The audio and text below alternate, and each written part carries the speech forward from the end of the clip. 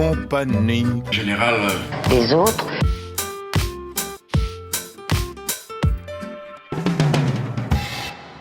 Tac, tac. Donc, bienvenue dans ce webinaire sur l'approche ressources. C'est le tout premier webinaire qu'on fait sur cette approche-là avec Sophie Awizerat, que vous avez aussi ici présente, qui va se présenter aussi. Et voilà, on est très heureux de le faire avec vous et on sera aussi très preneur de tous vos retours et de comment ça a résonné chez vous. Ça va être aussi au cœur du webinaire. Donc, c'est un webinaire qui est fait par la Compagnie Générale des Autres, en lien avec d'autres organisations comme Résonance, portée par Sophie, et aussi les approches de coopération, de maturité coopérative de l'Instercoop, et qui se nourrit de plein de choses qu'on a pu faire tout au long de l'existence de la Compagnie Générale des Autres, mais on va y revenir. Et donc, le titre du webinaire, c'est Nos potentiels cachés, activer nos projets à partir des ressources existantes sur nos territoires. Donc voilà, bienvenue à tous. On va rapidement se présenter avec Sophie. Je vais laisser la parole à Sophie pour se présenter. Merci Rudy. Bonjour à tous, à toutes. Ravie déjà de partager ce petit moment avec vous. Donc moi je suis Sophie Awizerat. J'ai créé mon activité, ça fait 10 ans maintenant, et je travaille principalement avec les collectivités et le monde associatif sur les questions de coopération. En fait, ce qui m'intéresse, c'est de voir comment on fait des projets avec les personnes concernées par les projets. C'est vraiment le lien avec voilà, les personnes cibles ou les personnes accompagnées, comme on dit aussi dans le travail social, puisque moi je viens du travail social. J'ai commencé comme assistante sociale il y a longtemps maintenant. Et puis ensuite, j'ai repris mes études, j'ai eu plusieurs métiers avant de lancer mon activité. Voilà, je m'arrête là, je fais court pour qu'on ait le temps de dérouler sur la suite. Rudy, à toi. Merci. Donc moi, Rudy, donc j'ai cofondé la Compagnie Générale des Autres après avoir travaillé dans plusieurs organisations de l'économie sociale et solidaire. Donc j'ai fait l'essentiel, enfin même toute ma carrière dans l'économie sociale et solidaire, à des postes d'observation privilégiés parce que j'étais responsable communication de mouvements d'entrepreneurs sociaux ou de think tanks comme le labo de l'ESS. Donc où il y avait toutes ces notions d'innovation sociale, d'entrepreneuriat social, de coopération local, de développement local, etc. Et puis à un moment donné, j'en avais marre de valoriser ce que je faisais, donc je voulais faire. Et c'est comme ça qu'on a cofondé la Compagnie Générale des Autres, avec des personnes qui sont travailleurs sociaux, anciens délégués de préfet de Seine-Saint-Denis, designers social, ou comme Sophie, avec qui on a pu faire pas mal de choses sur différents territoires. Et on est parti même au Québec ensemble, etc. Donc je suis très heureux de faire cette présentation avec vous. Alors, les intentions, Sophie, je te laisse les Oui. dérouler. Donc là, pour le temps qu'on a ensemble, ce qu'on s'est dit avec Rudy, c'est que on va essayer d'être assez concis par rapport à l'approche ressources qu'on a déployée à l'occasion de différents projets. On va faire une présentation, mais voilà, assez synthétique pour quand même donner à voir quelques éléments de points d'appui de cette approche, regarder aussi quelques outils, mais voilà, de façon assez quand même rapide, parce que ce qu'on souhaite aussi, c'est vous entendre voir comment ça résonne pour vous, qu'est-ce que ça évoque, où est-ce que ça peut faire des liens, puisque l'idée, c'est aussi d'élargir le cercle autour de la Compagnie Générale des Autres. Je te laisse la suite, Rudy, là-dessus. Ouais, donc on va vous mettre en sous-groupe, vous allez devoir parler, donc n'hésitez pas aussi à un moment donné à activer vos micros, tout ça. L'idée donc, de ces webinaires, c'est de pouvoir commencer à créer une communauté d'entraide et d'action. On s'est toujours dit où sont les autres dans la Compagnie Générale des Autres. Bah, les autres, c'est peut-être vous. En tout cas, on le souhaite. En tout cas, par ce webinaire, vous entrez aussi un petit peu dans cette communauté qu'on souhaite. Ce qu'on souhaite aussi, c'est pouvoir former des personnes à cette approche-là et que ces personnes soient capables d'exercer cette approche sur leur territoire. Donc, on a un programme de formation. Ce qu'on souhaite aussi, c'est accompagner différents territoires et différents enjeux avec cette approche. Donc ça, vous pouvez être nos complices par rapport à ça. Et puis disséminer la mosaïque des ressources qu'on va vous présenter en fin de vidéo, restez jusqu'à la fin, likez, abonnez-vous, etc. Euh, c'est un outil qui va vous permettre d'initier aussi cette démarche-là sur vos territoires ou de finir ou de commencer. Voilà. Donc, c'est un outil pratique en tous les cas qui est soumis à une charte éthique, etc. Voilà un petit peu, grosso modo, pour les intentions. Donc peut-être que bah on va enchaîner tout de suite. On va vous présenter l'approche avec plusieurs entrées, sans être dans un approfondissement important, mais voilà, en tout cas en privilégiant plusieurs entrées. La première, c'est repères et notions. Donc on va regarder aussi les grands points d'appui en termes de conceptualisation et de théorisation en fait qu'il y a derrière cette approche. Et puis assez vite ensuite, on ira sur des exemples et des résultats concrets de ce qu'on a vu à l'œuvre grâce à cette approche-là. Et puis aussi bah, des outils assez opérationnels aussi, toujours de façon voilà, un peu rapide, mais quand même qu'on puisse les regarder. Donc peut-être sur les points d'appui voilà, de l'approche ressources. Donc, il y a trois points d'appui principaux qui ont permis de construire cette approche. C'est le développement communautaire, donc la démarche appréciative et puis la maturité coopérative. Donc, pour dire un mot sur chacun de ces points d'appui-là, le développement communautaire, c'est plutôt une approche de considération des communautés concernées par l'action ou le projet qu'on est en train de travailler ou qu'on imagine pour ce groupe de personnes. Et c'est dans l'idée de considérer donc cette communauté à partir de ses singularités, singularités culturelles, historiques, singularités aussi en termes de compétences collectives. Donc, pour parler plus simplement, hein, c'est par exemple quand on peut découvrir un territoire, un quartier ou une ville, eh ben, on va s'imprégner en fait d'une ambiance particulière, d'une histoire, d'un développement aussi de ce territoire particulier. Et en fait, tout ça repose sur des traits culturels propres à la communauté de territoire en question. Et c'est ça qu'on va venir aussi explorer dans cette approche ressources. Donc, on a besoin de s'appuyer sur le développement communautaire pour pouvoir étayer un peu la méthodologie en fait de l'approche ressources. La démarche appréciative, c'est une démarche qui existe depuis plusieurs années maintenant, qui vient des États-Unis et qui pose comme principe que dans tout système, il y a des choses qui fonctionnent et il y a de l'énergie à regarder même dans une équipe qui va mal, par exemple, ou Mhm. qui dysfonctionne, à partir du moment où ça tourne quand même, il y a encore des personnes, on va dire, c'est forcément qu'il y a quelque part de l'énergie et un potentiel qui fait que ça continue d'avancer. Et donc la démarche appréciative, elle propose une façon de regarder justement cette énergie et ce qui fait que ça tourne encore. Donc c'est une façon de questionner les personnes concernées, c'est une façon aussi d'animer les temps d'échange avec ces personnes pour pouvoir apprécier en fait tout ce qui va être de l'ordre des ingrédients de réussite, des points d'appui, des leviers. Et là aussi, hein, encore une fois, hein, comme je disais tout à l'heure, on va mêler l'émotionnel et le rationnel en permanence en fait. Hein. D'ailleurs, dans ces trois points d'appui-là, on va mêler en permanence ces deux aspects-là. Et puis la maturité coopérative, donc ça c'est un concept qui a été inventé par l'Institut des territoires coopératifs, qui a été fondé par Anne Bovillard et Patrick Bovillard, qui sont à la retraite là depuis peu et qui ont proposé des parcours longs de formation auxquels j'ai participé pour pouvoir diffuser largement leurs travaux. Donc la maturité coopérative repose beaucoup sur les travaux d'Edgar Morin pour pouvoir appréhender la complexité des personnes et des situations et faire grandir la coopération entre ces personnes. Donc, on va aussi s'appuyer sur ces éléments-là pour pouvoir construire l'approche ressources et évidemment faire grandir la coopération entre les acteurs. Donc ça résonne avec ce que vous disiez tout à l'heure, un constat de cloisonnement. Bah, effectivement, là, on va mettre au travail cet aspect-là de cloisonnement pour essayer de tendre vers du lien et de la coopération entre les acteurs. Voilà, j'en dis pas plus. Peut-être on va passer aux éléments Ouais, plus, plus pratiques. Enfin, il y a suivant. quelques éléments de définition encore, Rudy, que tu voulais donner, toi, sur le...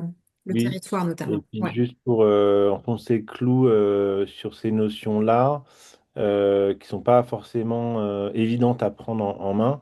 Mais moi, à chaque fois, à chaque notion que tu développes, là, je vois des plus qui rentrent dans ma tête, là, donc des énergies complémentaires à aller chercher, quoi.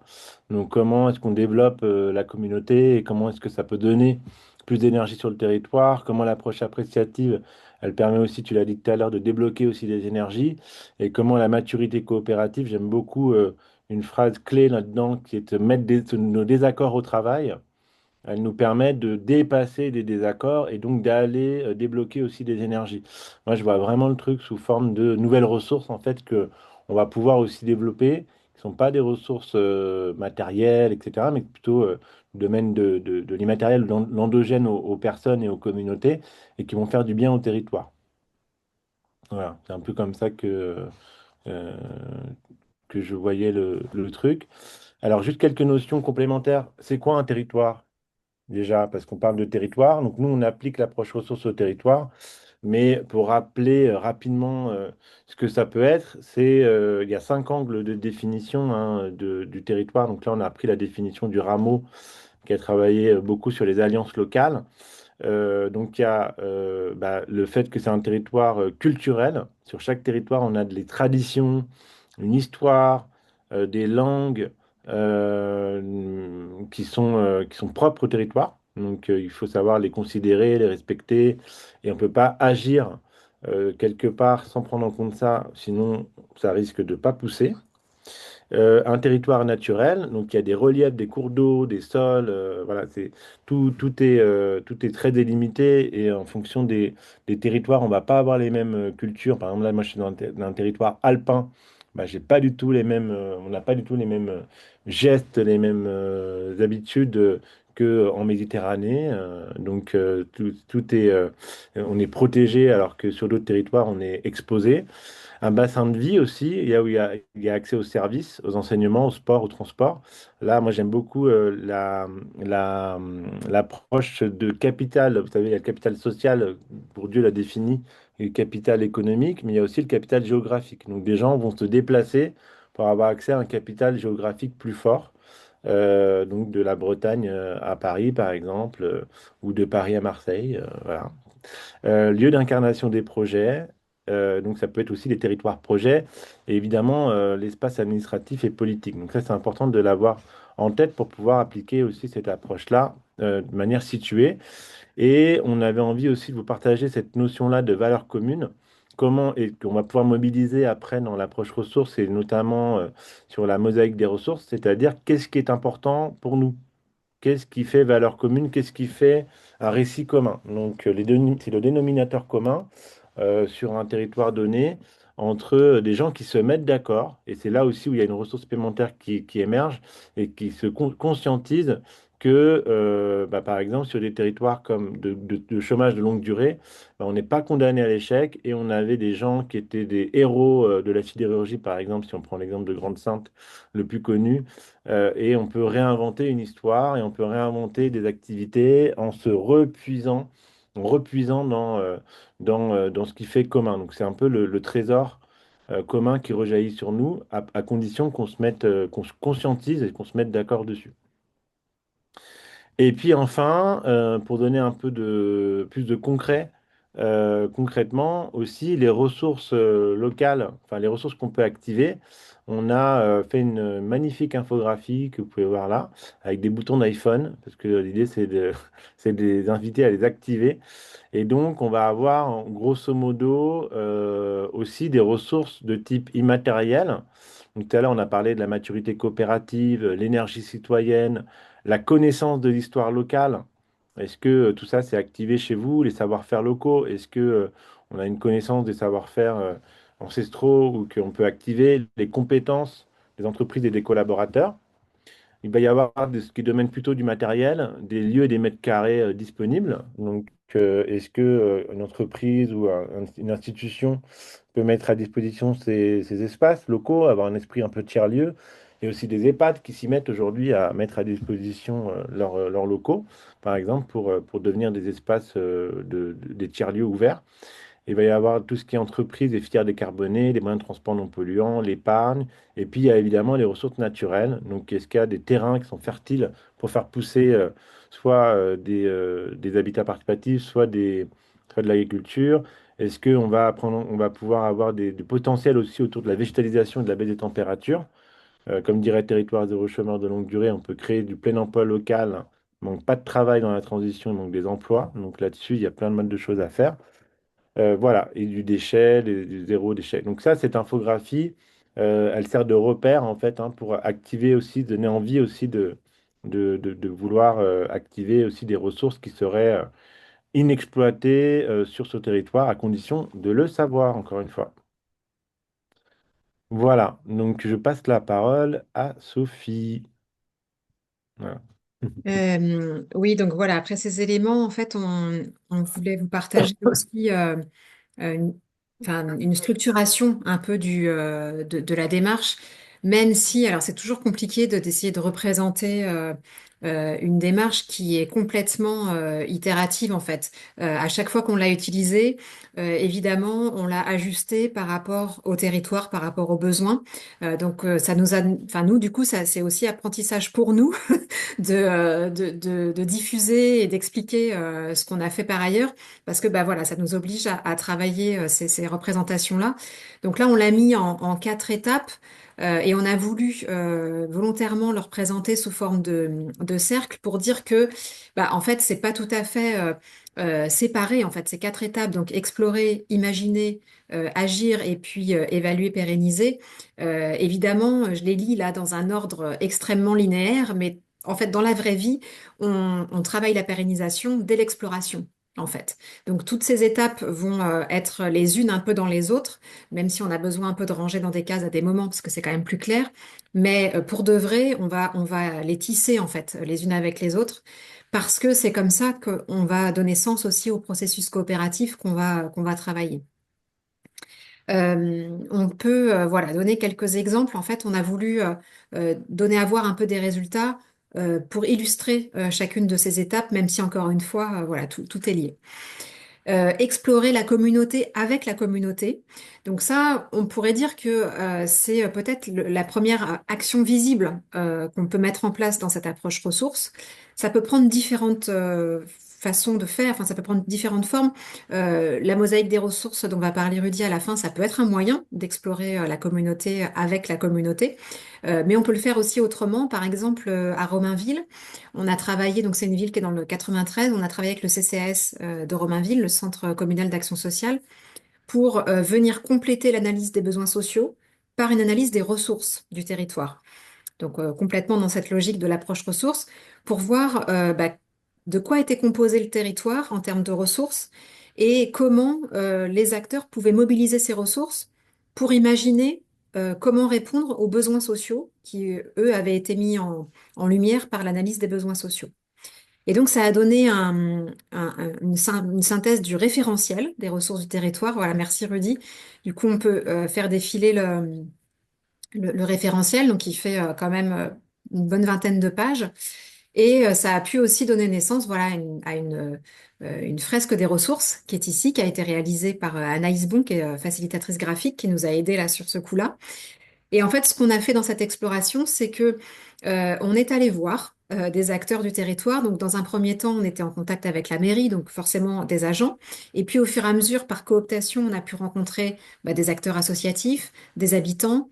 Et puis, on a aussi nous-mêmes démarché, enfin, aller à la rencontre des personnes dehors, donc des entrepreneurs, des commerçants, les grandes entreprises aussi du territoire. Et en rencontrant toutes ces personnes-là, on les a questionnés, donc là en s'appuyant sur la démarche appréciative, sur en fait ce qui comptait pour elles dans ce territoire. Qu'est-ce qui faisait qu'elles appréciaient ce territoire, à quoi elles étaient attachées, quels souvenirs positifs elles avaient de ce territoire, qu'est-ce qui était incontournable à regarder ou à aller voir dans ce territoire. Donc exactement comme si on parlait d'une destination touristique en fait, hein, pour pouvoir appréhender ce territoire sous l'angle de ses ressources. Donc on voit bien à travers ces questions qu'on va être sur des ressources très matérielles, comme disait Rudy tout à l'heure, mais aussi immatérielles, de l'ordre de la culture, de la mémoire collective. Et donc on a pu comme ça collecté énormément d'éléments qui ensuite ont été analysés et puis euh, reliés de façon à donner à voir les ressources typiques du territoire. Et évidemment, tout l'enjeu de cette phase d'exploration, c'est déjà d'être dans la pérennisation, comme on disait tout à l'heure, c'est-à-dire que en rencontrant tous ces acteurs-là, bah, en fait, on va aussi travailler ensemble une pré-mobilisation pour pouvoir ensuite s'approprier ces ressources et puis les développer ensuite.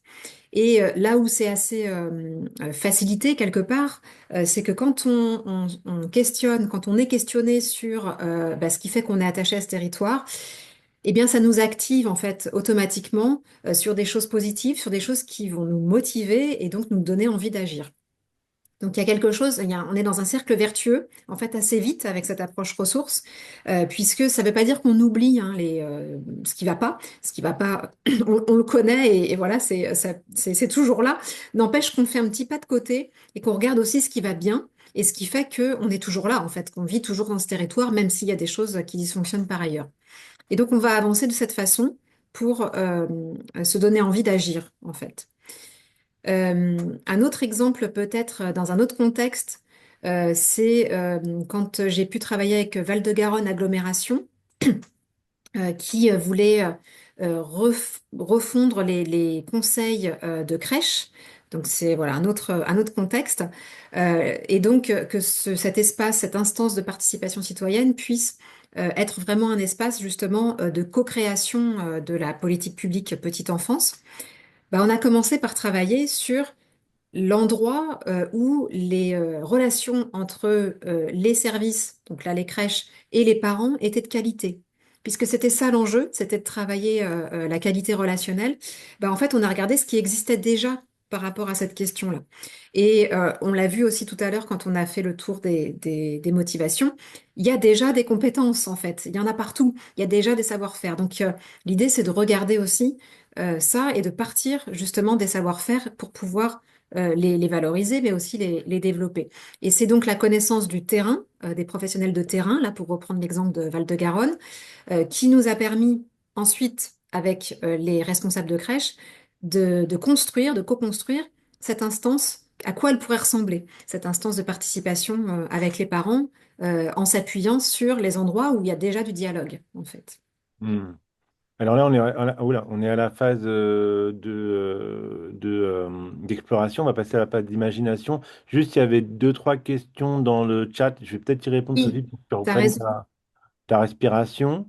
Mais tu peux compléter. Ouais. Quelle était la commande de départ? D'où c'est venu? Donc, j'imagine, Hélène, que tu parles de la BS plus serre, donc Mm. à Romainville. Donc là, c'était une expérimentation qu'on a portée, qu'on a réussi à faire financer par le fonds ODD 17 du Rameau. Et en fait, Et le CCAS. et le CCAS de Romainville. Ouais. Voilà, et du coup de dire, bah, on va essayer de voir comment est-ce que on peut mettre en miroir les ressources et les besoins sur ce territoire.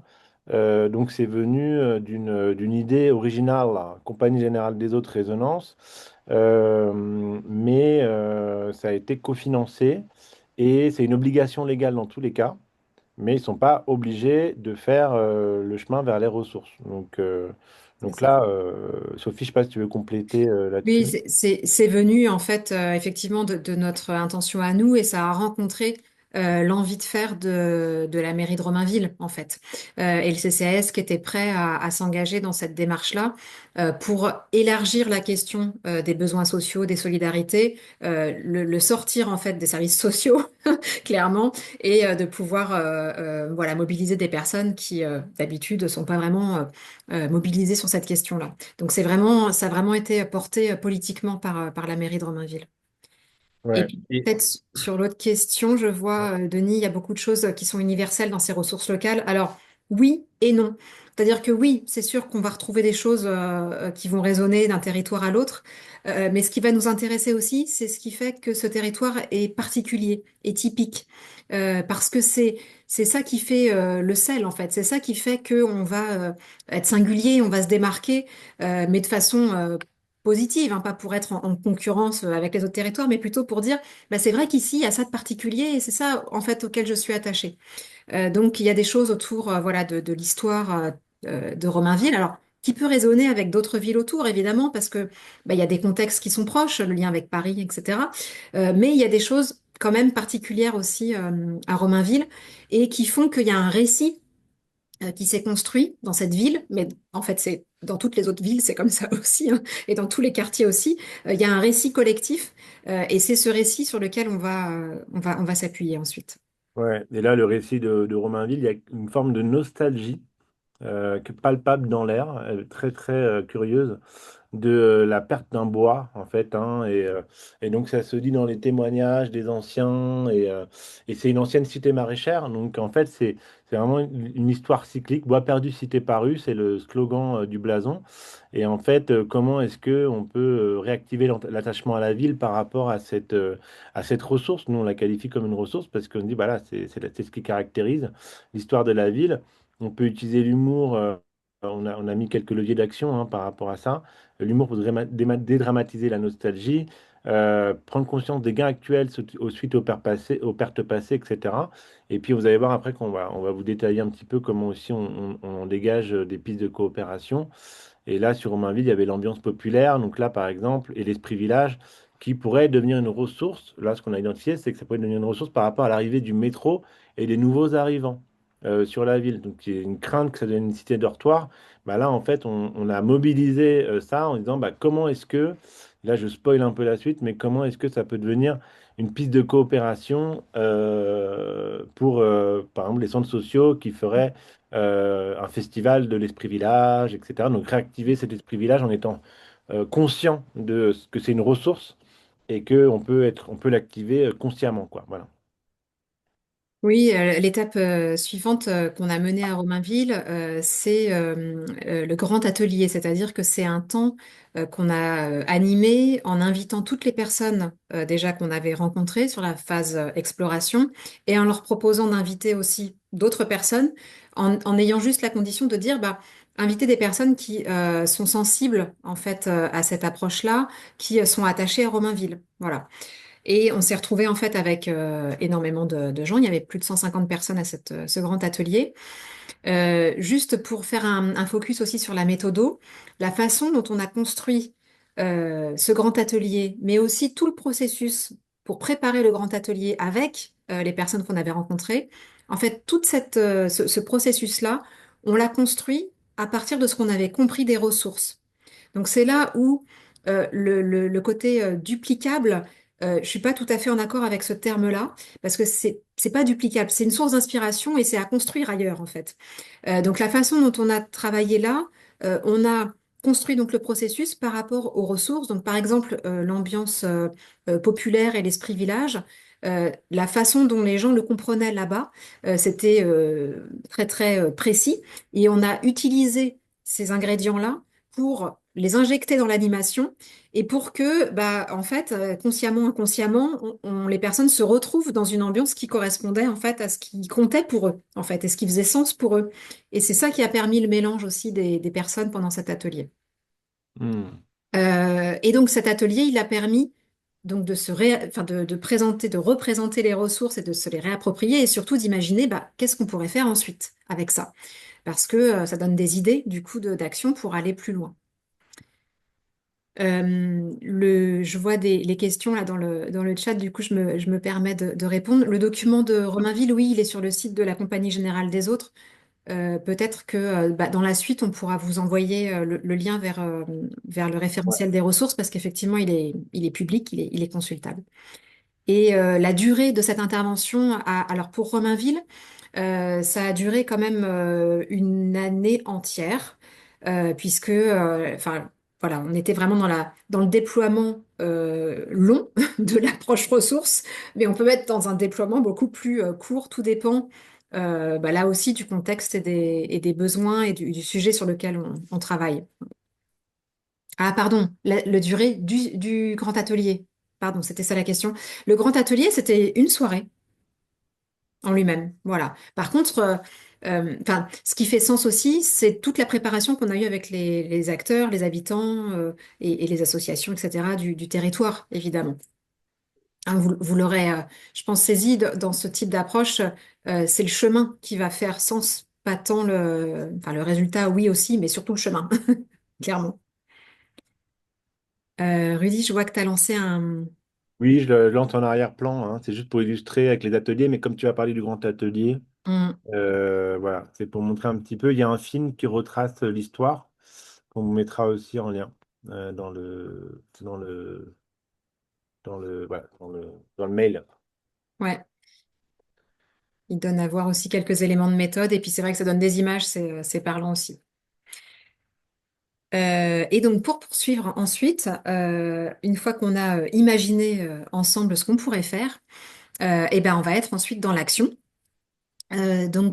Concrètement là avec par exemple Val-de-Garonne agglomération dont je parlais tout à l'heure, et ben on a testé ensuite ce qu'on avait imaginé comme instance de participation.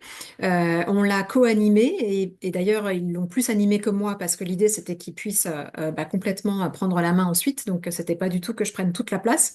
Et on a, en animant, vérifié si on était bien en accord avec l'intention finalité qu'on avait définie au préalable, si c'était cohérent, si les personnes, habitants, parents, assistantes maternelles, enfin tous ceux qui participaient à cette instance-là, s'y retrouvaient aussi en termes de prise en compte de leurs paroles, de qualité relationnelle, de codécision, etc. De façon à améliorer la qualité d'accueil des enfants et de leurs familles dans les crèches. C'était ça l'attente. Donc ensuite, ce qui va compter, c'est effectivement qu'on agisse, mais c'est surtout la qualité relationnelle, en fait. Et c'est là que va se créer la coopération, pour revenir sur le concept de maturité coopérative, hein.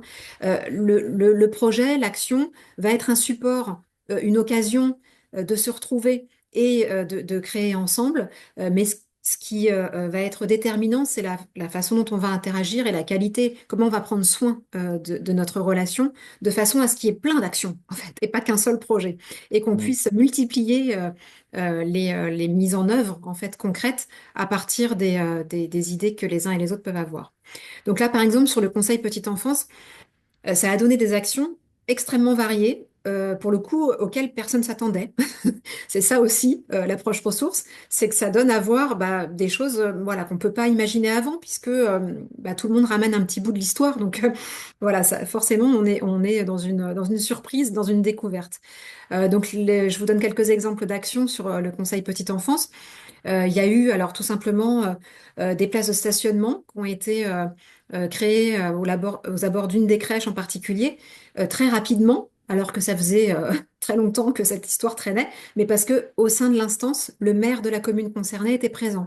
Donc il a pu tout de suite entendre les parents et débloquer la situation très rapidement.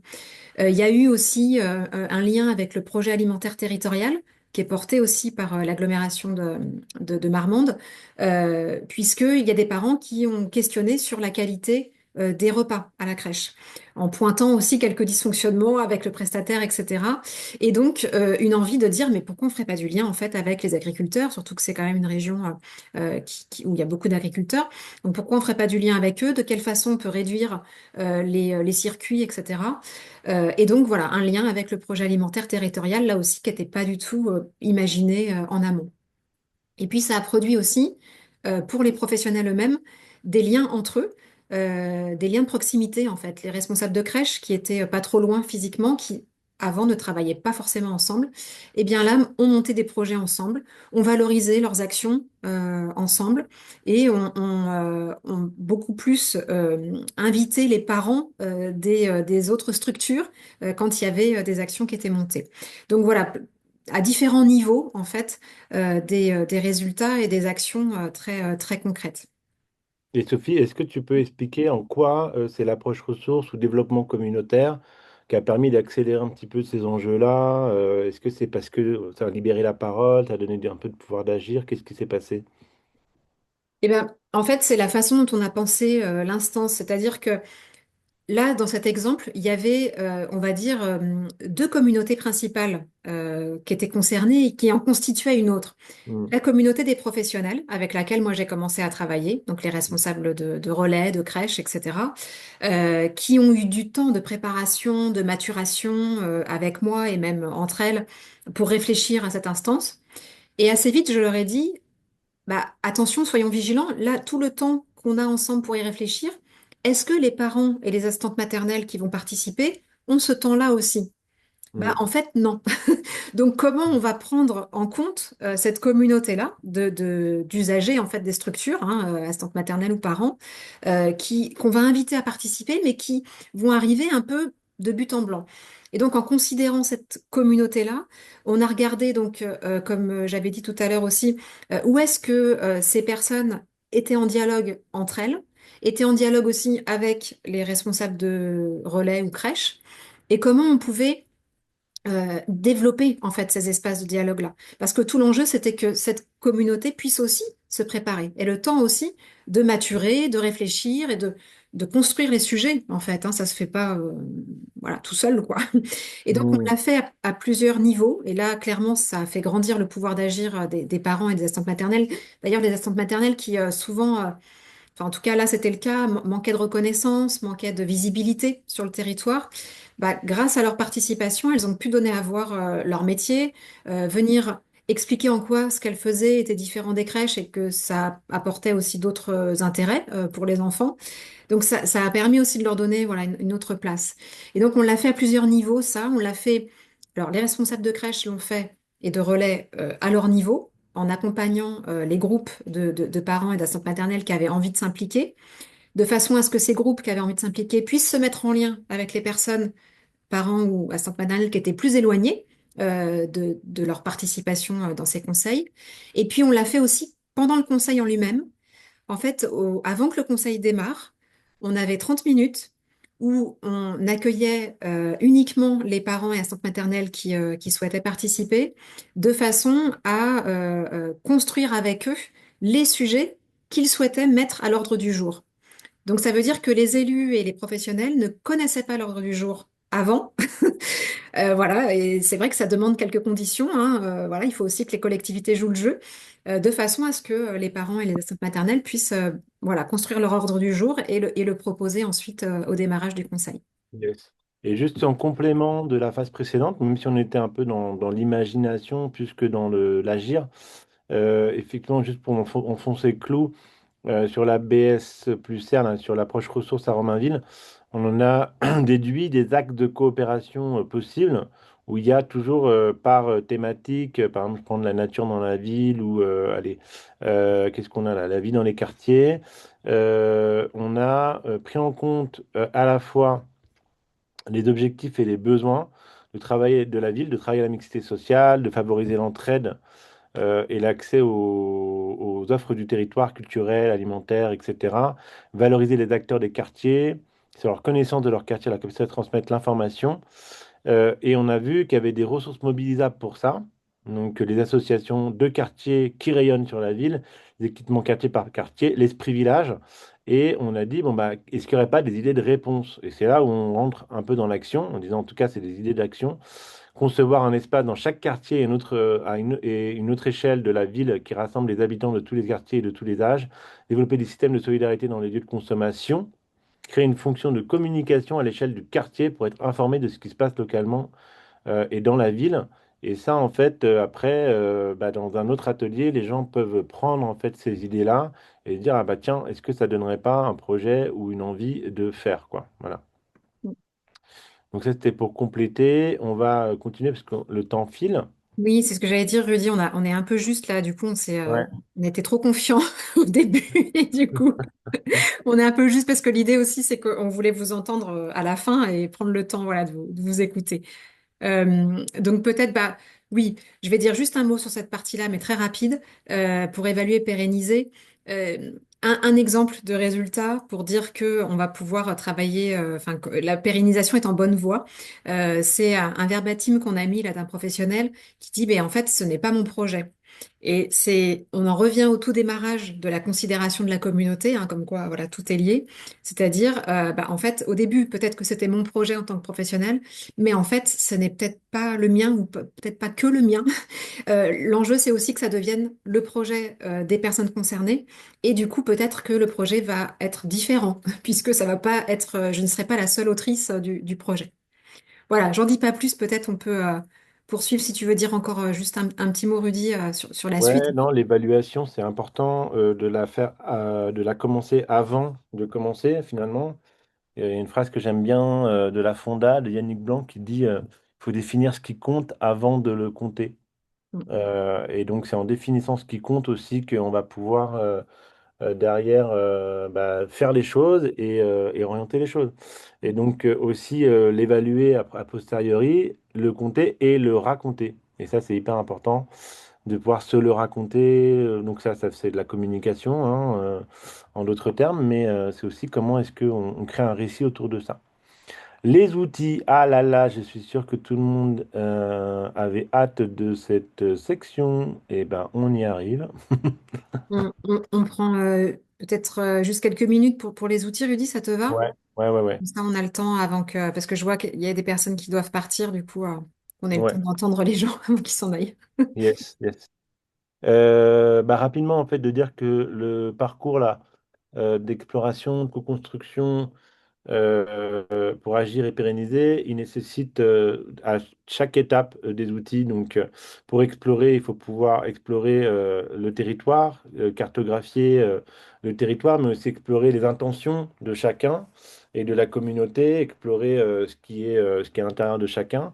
Donc, il y a besoin de ce type d'outils-là, d'analyser aussi quels échanges de valeurs on va avoir avec les parties prenantes. Donc, ça, c'est plus un terme, on va dire, de l'organisation, mais de reconnaître qu'il y a un échange donnant-donnant entre les personnes ou les parties prenantes, de dire, bah, en fait, moi je t'apporte ça, toi tu m'apportes ça, et du coup c'est pour ça qu'on fait ça, et du coup on peut le formaliser en, bah, faisons ça ensemble, et on a des actions qui vont avec. Il y a des outils après, quand on imagine l'intelligence collective de facilitation à acquérir et à mobiliser, de gestion de projet pour pouvoir co-construire les projets, financement, gouvernance, communication. Donc ça, c'est des outils qu'on donne, nous, dans notre parcours de formation, en se disant, bah, pour pouvoir aller au bout d'un cycle d'approche ressources, il faut aussi maîtriser des outils spécifiques. Donc c'est à la fois une culture qu'on va vous transmettre, mais aussi des outils très concrets pour pouvoir mener à bien ces choses-là. On va vous parler d'un outil et d'un format en fait qu'on a envie de disséminer, qu'on peut disséminer et qui est peut-être le point de départ de votre approche ressources à vous. En tout cas, tout le monde peut se l'approprier. C'est la mosaïque des ressources locales et des opportunités locales. Alors c'est en d'autres termes une fresque aussi, mais on en avait marre du mot fresque, il y en a trop, il y en a partout, donc on l'a appelé mosaïque. Cette mosaïque, on va la construire en 3 heures de dialogue avec des acteurs locaux peuvent très bien connaître leur territoire comme pas du tout. À partir du moment où vous avez trois grands sourciers, on les appelle comme ça, qui au moins peuvent partager l'histoire locale, vous allez pouvoir utiliser cette mosaïque. C'est un format de type fishbowl. Je ne sais pas si des gens anti-conférence, où on va avoir une première partie où il y a des personnes qui connaissent bien le territoire qui vont pouvoir commencer avec une interview d'un facilitateur à partager ce qui est important pour eux. La question, c'est ça, hein. C'est qu'est-ce qui vous tient à cœur sur votre territoire? Et on va avoir à cœur de mapper comme ça les ressources immatérielles, matérielles, naturelles qu'on a vues tout à l'heure. Et il y a un facilitateur graphique qui va le rendre visuel. Après, les gens vont pouvoir prendre la place de ceux qui parlent pour devenir eux aussi acteurs ressources et se poser la question, comment moi je suis acteur ressources de mon territoire? Comment ma langue, comment ma culture, comment ce que mes compétences peuvent aussi apporter au territoire? Ça, on va le mettre sur la fresque et derrière, on se pose la question, et alors, qu'est-ce qu'on a envie de faire avec ça? Qu'est-ce qu'on a envie de faire avec ça? Ça devient notre bien commun et ce dont on a envie de prendre soin. Par exemple, à Shenji, qui est dans la banlieue de Troyes, on a vu qu'il y avait une ressource qu'on ne connaissait pas, qui est que c'est le bassin d'eau de Paris. Ben, il y a eu l'idée de faire un festival de l'eau, personne ne le savait hein, autour de la table, en piste de coopération. Donc voilà, c'est un format, il y a un kit qu'on peut vous mettre à disposition. On peut vous former, on peut l'animer avec vous. C'est 3 heures de temps et plus vous allez en faire dans différents quartiers, ou plus vous allez faire dans le même quartier ou sur le même lieu ou sur le même enjeu avec différentes personnes, plus vous allez recueillir des personnes engagées qui parlent pas, qui parlent de leurs ressources locales, qui parlent pas d'enjeux politiques. Ça dépassionne les débats. Et du coup, on est sur quelque chose de c'est quoi notre bien commun et qu'est-ce qu'on a envie de faire autour de ça et qui peut faire émerger des projets. Peut-être, Sophie, tu veux dire un mot sur la charte qui est liée à cet outil? Oui, juste, on est avec Rudy, enfin notre souhait, c'est vraiment de diffuser cette façon de faire, de travailler, d'aborder les choses, avec aussi la vigilance, toujours qu'un outil reste un outil et que ce qui va être déterminant pour l'outil, c'est toujours l'intention qu'on a. Et donc c'est pour ça qu'on a fait l'exercice de rédiger une charte éthique en lien avec cette mosaïque des ressources. On l'a rédigée parce qu'on s'est questionné nous-mêmes sur qu'est-ce que ça veut dire en fait de faire une mosaïque des ressources d'un point de vue éthique. Donc cette charte, elle est évidemment évolutive en fonction des praticiens de la mosaïque. On va pouvoir ensemble la challenger. Mais voilà, elle fait partie du kit pour qu'on puisse aussi être dans une mise à distance, quoi. Qu'est-ce que ça veut dire quand je fais ça? Et voilà, qu'est-ce que ça induit comme élément de relation avec les autres? Voilà. Peut-être que voilà, on a assez parlé. On va passer maintenant un temps de prise de parole et d'échange. On est curieux avec Rudy de vous entendre sur tout ce qu'on a pu partager là. Qu'est-ce que ça vous inspire? Euh, Qu'est-ce qui vous paraît utile? Qu'est-ce qui vous a manqué peut-être aussi? Comment vous vous sentez après tous ces éléments-là? Voilà, on vous laisse la parole librement de façon à, à- à entendre un peu les échos que ça a pu avoir pour vous. On peut se voir toutes et tous.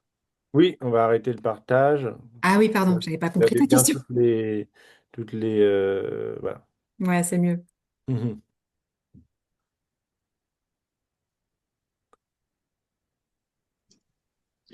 Moi, je suis émerveillée.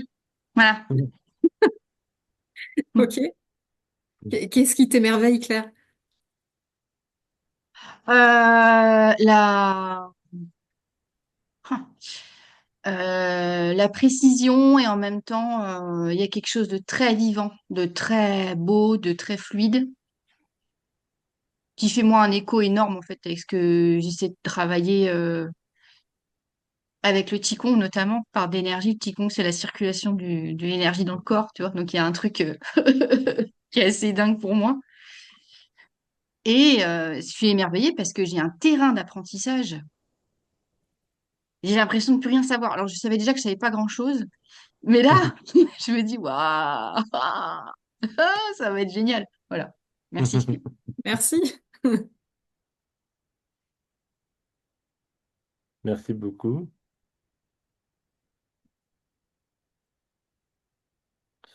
Prenez la parole de manière autoritaire. Hein.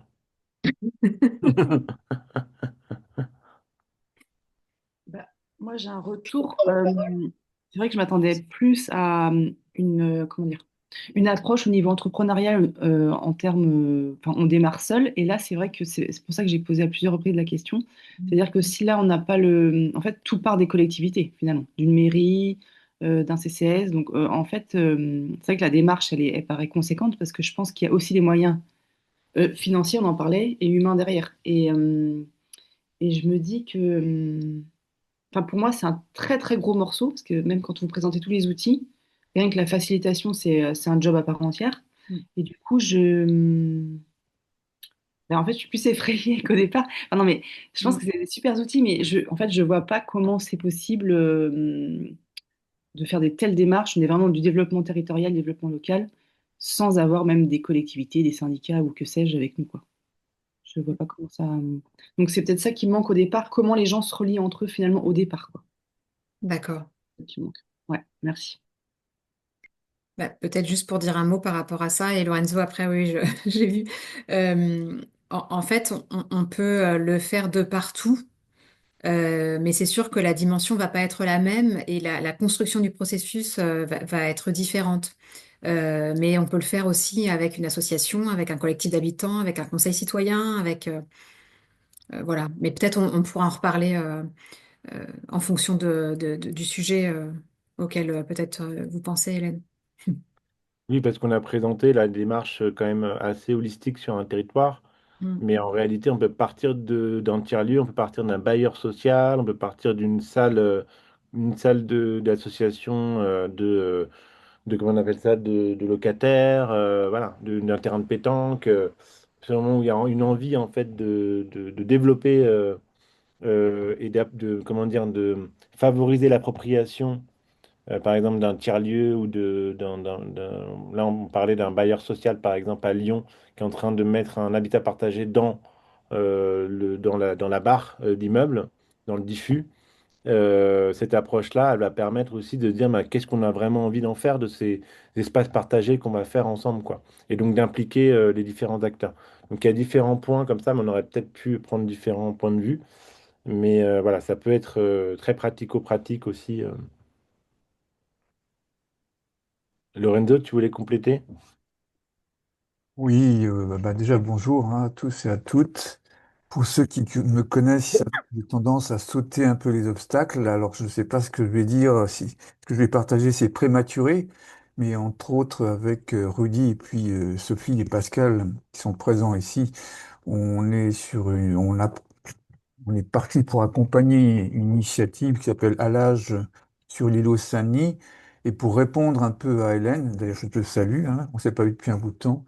Bah, l'approche, je sais pas si j'attendrai peut-être que Pascal pourra le compléter de façon un peu plus, dirais-je, cohérente, mais c'est une approche archipel dans le sens où simplement, ou on pourrait dire tout simplement systémique également, si vous préférez, pour reprendre des mots qui sont plus usités aujourd'hui, dans le sens où ça peut paraître immense comme job de toutes les portes d'entrée, mais comment on peut faire en sorte que on puisse être dans un mode où on puisse partager les informations. Et si le mot mycélium vous parle, ben c'est vraiment cette démarche que l'on doit mettre en place, je pense. Je sais pas si Pascal, tu veux rajouter quelque chose, peut-être?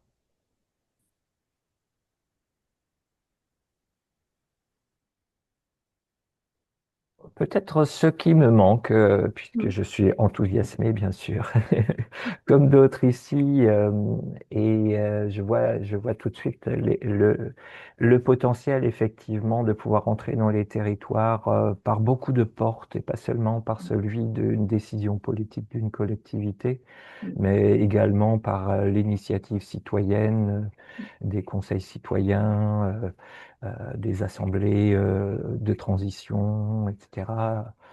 Donc, ensuite, cet accompagnement me rend très optimiste parce qu'il y a un accompagnement je dirais, à la mise en relation et à la maturation coopérative des acteurs sur un territoire. Donc, c'est accompagné, c'est très encourageant. Ce qui me manque, c'est bien sûr la démographie des compétences présentes sur le territoire pour faire des accompagnements de qualité. Et voilà, c'est la raison d'être de toute une section d'un commun qui est un mycélium, comme le dit Lorenzo, hein, qui n'est pas destiné à être une association de plus qui veut faire sa place au soleil, mais vraiment quelque chose qui est dans les interstices et dans le partage euh, par rapport aux besoins de tous les acteurs. C'est un peu la cartographie des ressources non territorialisées. Parce que ce qui peut manquer, si nous cherchons à, à accompagner un territoire vers un changement d'échelle de la transition en tenant compte également des limites planétaires, il y a certes les ressources du territoire à valoriser et à mettre en mouvement dans une dynamique, et là c'est parfait, je pense que la mèche est allumée, je dirais. Et c'est l'essentiel en termes de dynamique, d'énergie, de construction. Tout est possible à partir de là. Et peut-être ce qui manque, c'est également par rapport à un modèle d'accompagnement qu'il s'agit de créer ensemble avec tous les acteurs de l'écosystème de transition, également une cartographie des ressources manquantes sur le territoire et des ressources que nous pouvons faire venir et pourquoi. Et donc ça, c'est de l'accompagnement systémique, c'est légèrement différent de la facilitation du dialogue et de la simple cartographie. Voilà, donc rien ne me manque, un processus est enclenché et pourra s'enrichir avec toutes les bonnes volontés qui pourront s'agréger de façon stigmergique. Oui. Merci. Merci Rudy et Sophie. Est-ce qu'il y a une personne qui veut prendre la suite? Ouais, moi je veux bien dire quelques mots. Laurie? Du coup, moi, comme vous avez peut-être vu, donc je travaille à la mairie du 6 8e arrondissement de Marseille. Ouais. Et donc, c'est vrai que cette approche, elle fait totalement sens et elle est enfin, c'est hyper adapté au travail qu'on fait avec ma collègue Daphné sur l'activation territoriale. Mais peut-être que je pense que j'ai du mal à savoir, enfin, peut-être qu'on aurait tous du mal à comprendre de qui s'entourer aussi pour aller jusqu'au bout de cette approche parce que ben voilà, il y a des questions de graphisme, il y a des questions de gestion de projet, de financement, etc. Et c'est vrai que à une seule personne, c'est très lourd à porter. Et enfin voilà. En tout cas, je trouve que c'est multifacette cette approche. Elle est elle est à la fois très complexe, et à la fois super simple et hyper Mm. organique et hyper belle. Et voilà, peut-être c'est juste beaucoup pour une seule personne. Mm. Voilà. Et Laurie, vous êtes designer graphique, hein? Ouais, de Euh, formation, ouais. Mm. d'accord, mais du coup, là, c'est le projet de cartographie des quartiers, ouais. Ouais, Euh, c'est ce que je suis en train de faire à la mairie du 6-8 avec une collègue qui est vraiment spécialisée sur l'activation territoriale. ok. Et sur cette dynamique-là, par exemple, la mosaïque des ressources, ça peut pas être un outil assez concret qui vous permettrait de mettre en dialogue la cartographie localement, de la compléter, de la faire connaître aussi? Ouais, bah, c'est ce qu'on essaie de faire, hein. On sort vraiment de nos bureaux. On est déjà en train de faire du diagnostic de territoire et moi, par mon savoir-faire, de mettre en image tout ça, toutes ces petites sensibilités, toutes ces petites subtilités qu'il y a sur le territoire. Mais bon, ça Ouais, prend beaucoup de temps en fait, hein. C'est ouais, pas... ouais. Moi, je pensais arriver là-dedans et voilà, produire des cartes et tout, mais en fait, il y a tout un travail de fond à faire qui est hyper... même de connaître les gens, de faire attention aussi à ce qu'on dit, ce qu'on montre.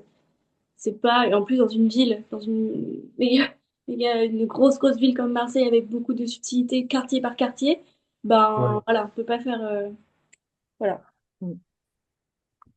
Après, juste les exemples qu'on a montrés là sont les exemples les plus aboutis qu'on a pu mener. Donc voilà, ça donne à voir peut-être un truc un peu ambitieux, mais on a utilisé cette approche dans d'autres projets qui sont beaucoup plus modestes ou beaucoup plus limités en termes de déploiement territorial. Donc voilà, il y a toujours moyen d'ajuster en fait à la dimension qu'on souhaite. Peut-être que Laurie, on pourra prendre un temps d'échange plus concrètement là-dessus pour questionner la question et imaginer le bon dispositif. Carrément. Avec plaisir. Ok. Merci. Sylvie? Oui, Ouais. je vais dire un petit mot parce que euh, le clin d'œil sur le mycélium, ça m'a fait réagir. Donc, j'ai créé une structure qui s'appelle Mycélium Act. Et donc, l'idée, c'est effectivement de mettre en lien les acteurs sur les territoires, parce qu'on sait qu'on est beaucoup plus fort quand on est relié. La preuve en est ce fameux mycélium qui est extraordinairement puissant. Et je trouve que cette méthode, elle amène quelque chose une approche positive que j'ai. Alors, ça fait 30 ans que je travaille sur les territoires, hein, avec les différents acteurs et la connexion entre eux. et comment on peut faire mieux en étant tous ensemble. Et c'est quand même la première approche que je vois sur laquelle on arrive positivement sur qu'est-ce qu'on a comme ressources, qu'est-ce qu'on a comme positif, qu'est-ce qui marche bien entre nous, et de démarrer de là. Mm. Et ça, c'est quand même assez génial parce que ça fait du bien. Et puis, en même temps, on sort de l'analyse des problèmes et de recherche de solutions à partir de problèmes. Alors, ça ne veut pas dire qu'il ne faut pas écouter les problèmes, Mm. il ne faut pas nier les problèmes, mais ça veut dire qu'on rentre d'une autre manière quand même dans les choses, sans oublier l'essentiel, c'est-à-dire ce qui marche bien et ce qu'on veut, ce qu'on a envie, ce qui fait plaisir. Et voilà. Donc ça, je trouve ça vraiment puissant et c'est bravo. Merci Sylvie. C'est vrai que c'est un peu la révolution copernicienne, hein. Moi, au début, même moi, quand j'avais commencé cette approche avec Sophie, moi non plus, je voyais pas, mais pourquoi les ressources alors que il y a beaucoup de besoins qu'il faut résoudre, etc. On est formaté là-dedans. Et même les gens à qui on a posé la question sur les territoires disaient, mais non, mais nous, à Romainville, par exemple, il y a beaucoup de besoins. Ouais, mais c'est quoi les ressources? Mais ok, mais c'est béni oui, oui, qu'est-ce qu'on va faire avec les ressources, etc. Et en fait, en allant creuser cette notion-là, les gens nous ressortent plein de choses positives, voilà, sur lesquelles ils peuvent s'appuyer et se dire, ah ouais, mais peut-être que je peux mobiliser ça justement pour ça. Et peut-être que ça permettrait d'amplifier ça. Et que du coup, en fait, on met le doigt sur le potentiel de développement. Donc c'est ça, hein, les abondances cachées aussi. Le potentiel de développement qu'il y a, plutôt que de se focaliser sur quelque chose d'un peu morbide, voilà, qui est un besoin, une solution et qui fonctionne pas forcément d'ailleurs dans l'approche systémique parce qu'une solution crée un problème par ailleurs et qui permet justement de, voilà, de dire, ah, on a tout ça à notre disposition, et si on faisait ceci et cela avec ça. Et donc de débloquer des envies, des motivations, comme disait Sophie au départ. Et donc, comme ce qui nous émeut nous meut, et ben, ça nous permet d'avancer, quoi. Moi, je veux juste Denis, ouais. po- poser un sujet un peu plus de méta. Euh, je dirais que, enfin, là, j'ai une question en fait. Voilà, on est acteur entre guillemets, de l'économie sociale et solidaire. Il existe très très peu, d'ailleurs, de cabinets de conseil ESS, si on peut les nommer ainsi. Euh, il y a Elix, entre autres, voilà. Mais toutes ces approches dans un contexte où, parce que bon, on sait que les collectivités locales, déjà, elles ont de moins en moins de budget. Souvent, bah voilà, on confie des études de territoire à des cabinets de conseil bien peu moins recommandables. Alors que finalement, on sait bien que les acteurs de l'ESS, comme vous par exemple, bah, ont des outils, des méthodologies bah, qui sont vraiment absolument incroyables. Et ma question, c'est bah, en fait, quid d'essayer de généraliser, enfin d'essayer de peser plus face entre guillemets, aux mastodontes ou aux pratiques établies, voire aux non-pratiques, puisque bon, bah, malheureusement, le contexte budgétaire est contraint, où beaucoup de gens même ignorent ces outils. Donc, enfin, comment vous voyez-vous la chose pour mieux vous faire entendre, mieux vous faire connaître, mieux vous faire payer surtout? Parce que voilà, je sais que très bien que tout ça, c'est pas évident. Est-ce que, bah, enfin, parce que j'ai l'impression que tout ça, ça reste des super trucs, mais voilà quoi, c'est juste peanuts quoi par rapport aux besoins ou par rapport, voilà, on pèse rien quoi. Je veux pas démotiver, mais Bah, écoute, moi j'aurais envie de te dire, Denis, j'ai l'habitude depuis que j'ai commencé à travailler, c'est comme ça. Dans le travail Hum, social, c'est pareil. hum. C'est pas Ouais, grave, je sais on bien, ouais, c'est une continue. passion. Ouais. On continue. Sinon, on fait quoi d'autre sinon? Non, non, non, mais je dis pas que justement, mais la question c'est comment est-ce qu'on pourrait essayer de changer les choses. Comment faire système, en fait, c'est ça Ouais. ta question, au fond, hein. Bah, Ah, système, oui, oui, système, et puis se faire entendre, ouais, ouais, dire que, ouais, on a des choses vraiment à apporter d'utile, quoi. Ouais, ouais, ouais. Après, Ouais. c'est tout le travail qu'on fait de se mettre en lien. Enfin, là, par exemple, de se rencontrer aujourd'hui. Moi, je fais partie aussi de Savoir Devenir, qui est un organisme de formation coopératif qui défend aussi ce genre d'idées, de travailler avec Rudy à la Compagnie Générale des Eaux, de travailler avec Ygraine, de travailler, enfin voilà, je travaille avec tout un tas d'écosystèmes différents qui sont dans la même logique. Et voilà, je pense que, à mon niveau en tout cas, mais je comprends ce que tu veux dire, Denis, c'est sûr, ce serait bien si on Ouais. pouvait y aller plus fort, plus Mm. vite, quoi. Après, en fait, c'est ce que j'aime bien comme expression, c'est il faut faire du sur-mesure de masse. Donc, comment est-ce que on est en capacité de le faire? Et bah, ça, il nous faut des moyens. Donc là, ils ont coupé tous les moyens à l'ESS, etc. Mais moi, je trouve que la bonne nouvelle, c'est que, comme dirait Olivier Hamon, l'avenir appartient non pas à ceux qui se lèvent tôt, mais à ceux qui savent coopérer. Voilà. Dans le monde de l'après-ultra-performance, ça sera le monde de l'ultra-coopération, quoi. Donc c'est le moment d'apprendre ces méthodes-là, c'est le moment de les appliquer, c'est le moment de les expérimenter. Et voilà, et je pense qu'on est dans le sens de l'histoire, donc ça pour donner de l'espoir.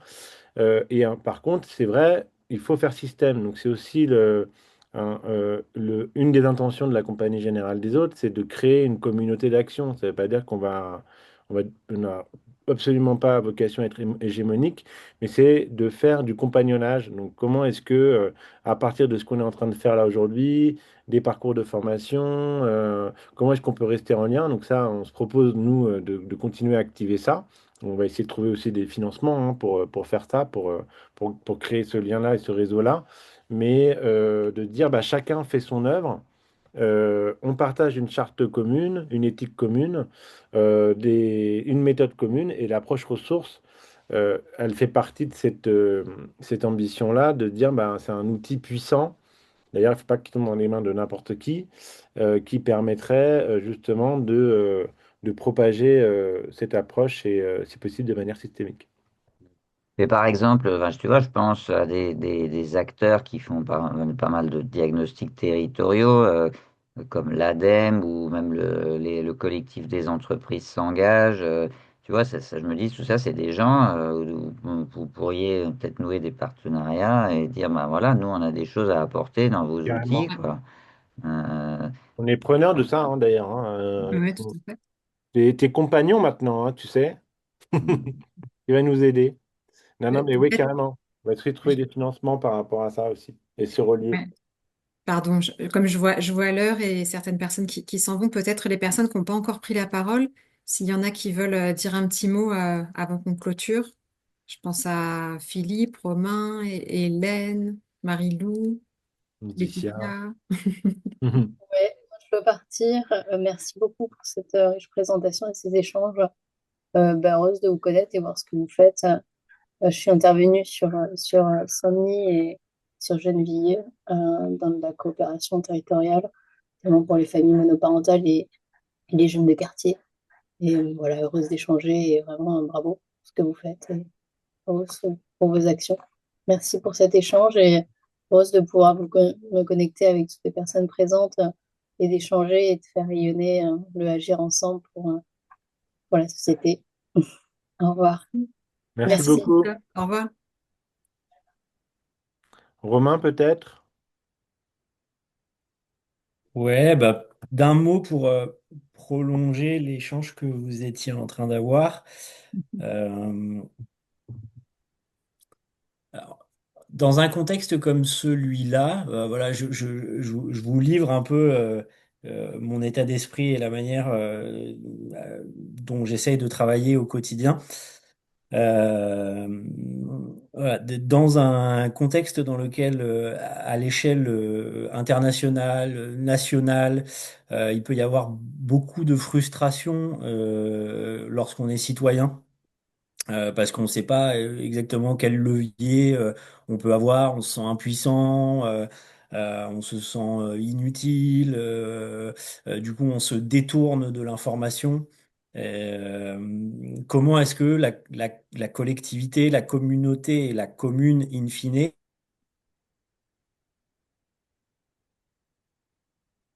jouent dans ce de fédération des énergies, de rassemblement et de construction en parallèle de la destruction qui est à l'œuvre à l'échelle globale. Voilà, donc euh, je, je vous encourage vivement à poursuivre dans ce sens-là parce que euh, particulièrement demain, hein, peut-être, voilà, je pense que les communes sont amenées à jouer un rôle important Mm. dans la structuration de nouveaux modèles de coopération, de société, hein, même, on peut le dire. Et moi, ce que j'observe à l'échelle de la ville dans laquelle je suis aujourd'hui, c'est que c'est quelque chose qui fait sens parce que l'échelle locale et les acteurs qui se croisent chaque jour font qu'on a l'impression de construire quelque chose de positif et que ça, c'est une ressource très forte sur laquelle on essaye de s'appuyer pour bâtir. Hmm.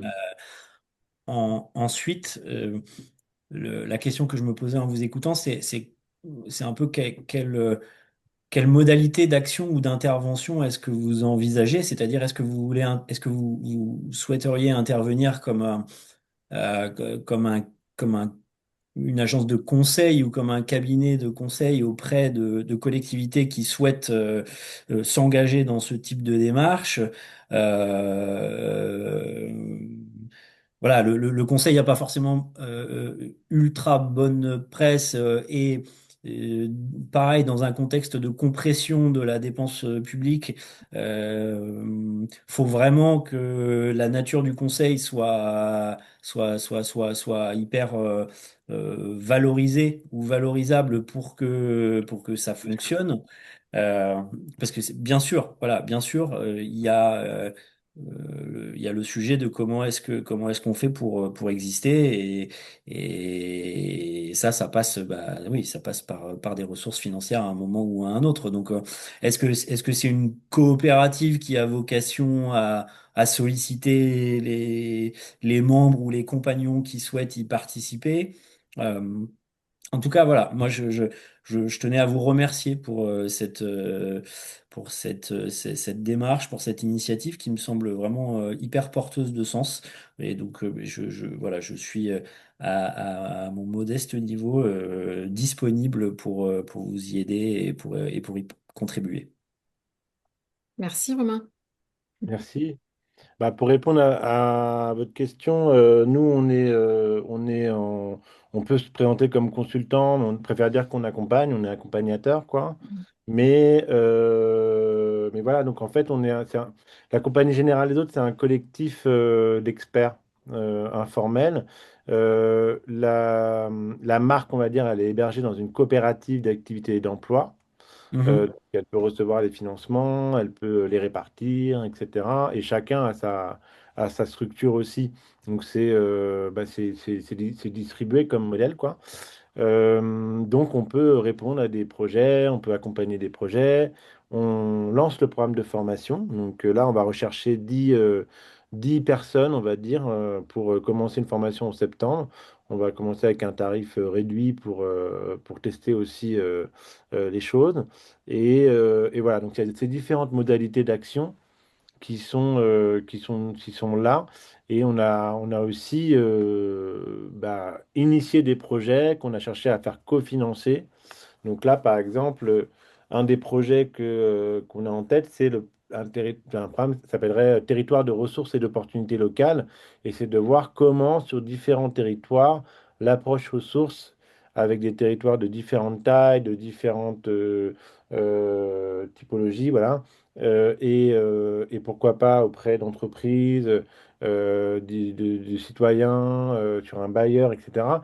Si on avait 10 expérimentations comme ça fait un programme en fait sur lequel on peut monitorer les résultats et les faire redescendre. Donc, ce que j'ai envie de dire aussi, c'est que chaque accompagnement qui va émerger là dans les prochains mois, prochaines années, il pourra contribuer au programme À nous de voir en fait comment est-ce qu'on le formalise, mais il pourrait y avoir un 1% programme territoire de ressources et qui permettent en fait finalement voilà, et d'avoir une brique qui serait financée par un autre acteur national pour Mhm. pouvoir, voilà, c'est un peu notre souhait, quoi.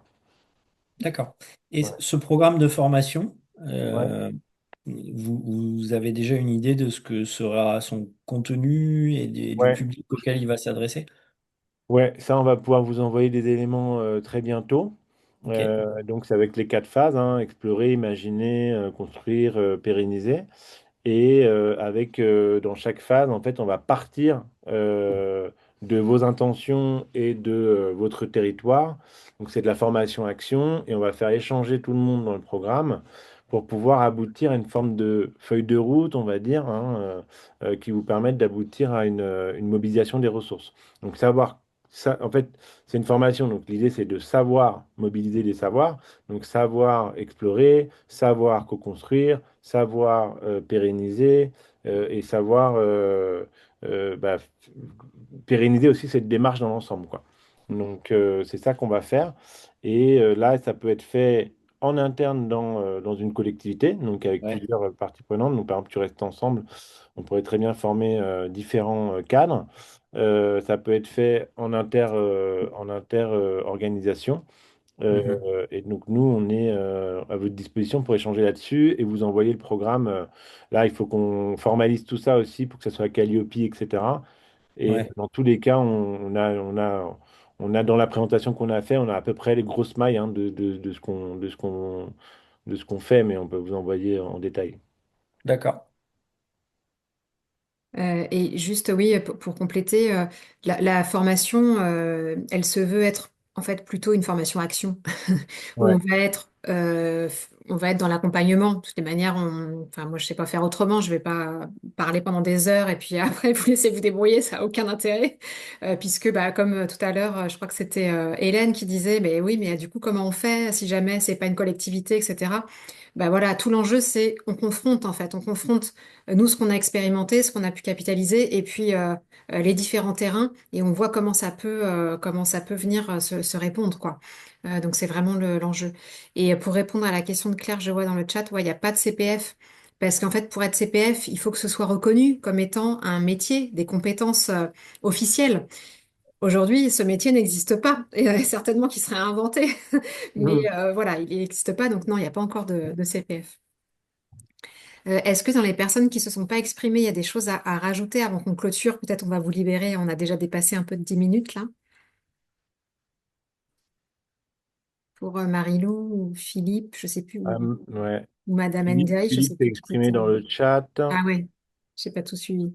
Non, c'est Martine, hein, Madame Diaye. Ah. Pardon, bah ouais, du coup, j'avais pas le prénom, alors je dis Madame Ndiaye. Et d'ailleurs, le N se prononce pas, d'ailleurs, Ah Ah en oui. pardon, parenthèse. alors Ndiaye alors. Et les N se prononcent pas, en fait. Euh, non, hyper intéressant. En fait, ce que je vais faire, ce que je fais tout le temps, c'est que nous, on a été d'abord un programme d'accompagnement à l'entrepreneuriat avant que les gens accompagnés sont maintenant au cœur de l'association et au cœur de la gouvernance. Donc, on a une gouvernance un peu horizontale. Donc, ce que je vais faire de mieux, c'est que, en fait, je vais faire, moi, effectivement, ça m'intéresse. J'ai travaillé beaucoup sur le pouvoir d'agir. Je suis partie me former. J'ai fait plein de choses. Donc, effectivement, oui. Et en plus, le programme Migracop est un programme qui est né sur le terrain. Donc, effectivement, ça me parle encore d'autant plus, Mm. même si je savais pas ce que c'était au départ le mycélium et que j'ai appris aujourd'hui. Je ne savais pas du tout que c'était les racines du champignon, d'un champignon. Je ne savais pas du tout, mais voilà. Et en fait, bah, ce que je vais faire, c'est que je vais faire redescendre l'information. Donc,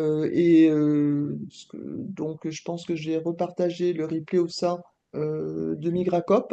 Et en plus, on est sur un projet tiers-lieu avec 3 autres associations. Donc, ça nous parle d'autant plus, hein. Même si effectivement, l'échelle, j'étais un peu d'accord sur l'échelle qui paraissait un peu grosse, mais en fait, en réalité, on peut la redescendre sur les terrains parce que c'est déjà, en fait, dans nos cultures de travail, hein, enfin, il y a quand même beaucoup de choses qu'on retrouve dans ce qu'on faisait déjà, mais pas aussi méthodologiquement. Enfin, en tout cas, on était quand même beaucoup plus des acteurs de terrain, même s'il y a une réflexion en miroir, mais bon, voilà. Donc, je vais partager en tout cas ça parce que je trouve ça extrêmement important et je pense qu'il y a plein de choses à en tirer, à expérimenter et à aller de l'avant avec cette méthodologie-là. Et donc, ben voilà. Et on doit se voir. On a une réunion demain, justement, réunion tiers-lieu. Ben, ça va être l'occasion d'en rediscuter, de partager l'info, d'éventuellement après partager les replays pour que ça, ça, ça nous ouvre des perspectives de travail. Et justement, la question que je me posais, est-ce qu'on pourrait aller en formation ensemble, quoi? Mais je crois que vous y avez répondu en partie. Voilà, j'ai la réponse un peu que je donc pour l'instant, oui, extrêmement intéressé, je trouve ça passionnant. Après, ben voilà, on verra dans l'action. Voilà, c'est un peu ça, ma Ok, réflexion aujourd'hui. Trop merci bien. Martine. Rien. Marilou? Non, bah merci. Alors moi, c'est vrai que j'ai plus la casquette d'intervenante auprès de plusieurs communautés, collectifs, écolieux. Donc à chaque fois, je réfléchis un peu avec mes triples casquettes. Maintenant, c'est plus comment initier cette démarche en tant que consultante ou indépendante ou qu'une seule personne.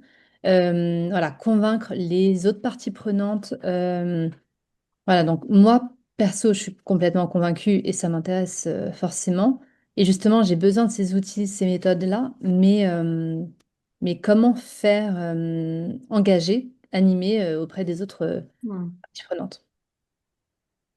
Ouais. Et merci pour tout en tout cas. Merci Marilou. Oui, oui, c'est ce que vous dites là, c'est aussi un des enjeux, c'est clair. Eh J'ai une petite ben, question, pardon. ouais. Oui. Est-ce que c'est possible, pas possible, de partager les coordonnées des uns des autres? Est-ce que Philippe, si Philippe est encore là, Philippe est dans le Morvan, moi je suis Ouais. pas loin. Voilà, Alors, c'était une vous perche avez éventuellement pour qu'on se contacte, qu'on se rencontre, tout ça. Voilà. Mm. carrément, moi, ce que je vous encourage à faire, c'est de le mettre sur le Padlet aussi, qu'on vous a partagé. Alors, j'ai pas mis de champ coordonnées volontairement au départ, parce que je savais pas si les gens voulaient le faire. Mais si vous êtes d'accord, Hmm. moi, je peux l'ajouter. Je vous remets le lien ici.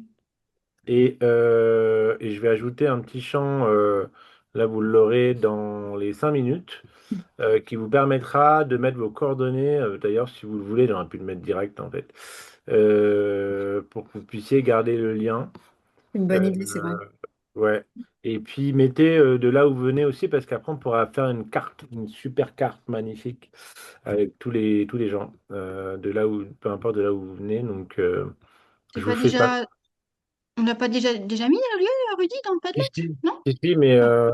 pour ceux qui ne l'ont pas mis, je vous encourage à le faire, quoi. Ok, donc j'ai ajouté un champ contact. Normalement, là, vous pouvez modifier votre carte et ajouter le contact à la fin. Hmm. Super. Comme ça, c'est la Euh, communauté. Bah, je pense qu'on a fait le tour, sauf s'il y a besoin de rajouter des choses. Eh ben, on va se permettre de vous recontacter ceux qui le souhaitent. Laurie, j'ai déjà fait partir un mail. Romain, je vais vous envoyer un petit mail pour qu'on échange. Marilou, si tu veux. Et Hélène aussi. Enfin, tous ceux qui sont OK. On peut se faire un petit temps d'échange pour que ça, parce qu'on sait que là, c'est assez global, donc il faut aussi que ça soit concret pour chacun. Donc nous, on aime bien faire des temps d'échange. Et puis ceux qui veulent nous aider à développer le truc aussi, bah voilà, on crée la communauté, donc il y a là. Donc on va vous faire un petit mail avec des créneaux, et puis vous nous direz si vous avez envie ou pas. En tout cas, merci beaucoup, merci infiniment. Moi, je repars avec beaucoup d'énergie, beaucoup d'enthousiasme. Ça a été beaucoup de travail pour mettre en place ça. Vous êtes les pionniers de l'approche ressources, voilà. Donc merci, merci d'être là. Voilà, moi je repars avec ça en tout cas et avec l'envie de continuer à fond. Hmm. Donc Sophie, est-ce que toi, tu partages cet enthousiasme ou... Ouais, tout à fait. Non, non, c'était vraiment très, très chouette et super intéressant pour moi aussi parce que, bah, comme j'ai dit au début, voilà, c'est aussi pour nous apprenant, quoi, de vous expliquer, donner à voir un peu l'envers du décor, d'expliquer un peu comment on a fait, et puis surtout donner envie de diffuser ça ailleurs. Pour moi, ça fait vraiment sens, un peu comme ce que disait Denis tout à l'heure. Voilà, quand est-ce qu'on va plus loin, plus vite, quoi. Bah, c'était aussi l'idée de ce temps de partage-là ensemble. Donc, merci à vous tous, à vous toutes. Et puis, bah, peut-être à bientôt, du coup. Merci, Merci Oui, bonne beaucoup. journée. bientôt on va Au relayer. revoir. Compagnie générale des autres.